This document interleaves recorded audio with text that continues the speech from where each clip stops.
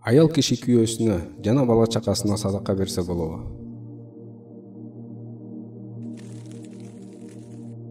Абдулла ибн Масуд радиаллаху анхунун жубайы Зейнеп радиаллаху анха айтат: Пайгамбар саллаллаху алейхи вассалам: "О аялдар жамааты, садака бергиле. Жада калса өзүңөр тагынып жүргөн тагынчактардан болсо да садака бергиле" деп айткан сөзүн уккандан кийин үйүмө келип, күйөөм Абдулла ибн Масудга мындай дедим: "Сиз бай адам эмессиз, а бирок пайгамбарыбыз бизге садака бергиле деп буйруду. Демек мен сизге багып алган балдарыбызга жана өзүбүздүн балдарыбызга да садакамды берсем болобу?" Ушул маселе туурасында Пайгамбар саллаллаху алейхи вассаламдан сурап бериңизчи десем, жолдошум Абдулла ибн Масуд: "Жок, өзүң барып сурачы" деп баш тартып койду. Пайгамбар саллаллаху алейхи вассаламдын үйүнө барган кезде эшик алдында ансарлардан болгон аялды жолуктурдум. Ал аял дагы мен сурай турган суроону сураганы келген экен.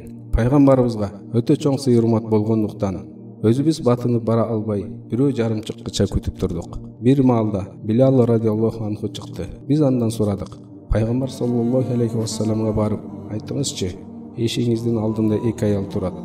Ал экөө мындай суроо менен келишкен экен" деп. Эгер садакасын колундагы жетим балдарга жана жолдошуна берсе садакасы туура болобу деп. Андан кийин Билалга биздин ким экенибизди айтпа деп айттык. Билал Пайгамбар саллаллаху алейхи вассаламга барып биздин сурообузду сураган кезде Пайгамбар саллаллаху алейхи вассалам: "Алар кимдер экен?" деп Билалдан сурады. Ошондо Билал: "Бири ансарлардан болгон аял, экинчиси Зейнеп" деп айтты. Пайгамбар саллаллаху алейхи вассалам: "Зейнептердин кайсы бири?" деп сураган кезде Билал: "Абдулла ибн Масуддун жубайы" деп айтты. Ошондо Пайгамбар саллаллаху алейхи вассалам: "Ал экөөнө эки сооп берилет.